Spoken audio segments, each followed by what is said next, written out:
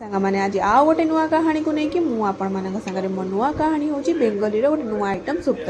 तो से सुप्त को बनवाई मुझे फास्ट कलरा नहीं बैगण नहीं आलू नहीं सजना छुई नहीं कदली नहीं और झुड़ंग नहीं मसला धड़ा सोरिष बादाम जीरा रसुण आउ कंचा लंका नहीं आपण मैंने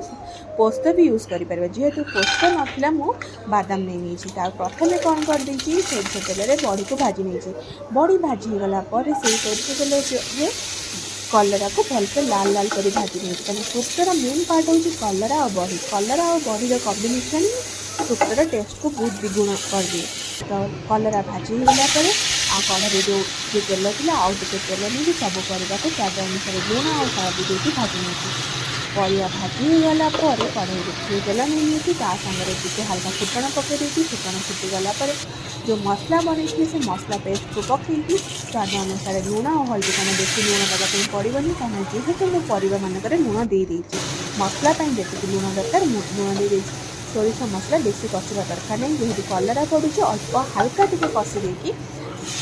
तापर पानी ढाल दी पानी भी कम कर फुटी आसला पानी तापर टमाटो पकई कारण टमाटर फ्लेवर आउ ता सहित कलर फ्लेवर ता सहित बड़ी फ्लेवर बहुत एमनी लगे आप पखाड़ सांगर हो गरम सांगर हो जहाँ सहित भी खाईपारे गरम भात में बहुत टेस्टी लगे।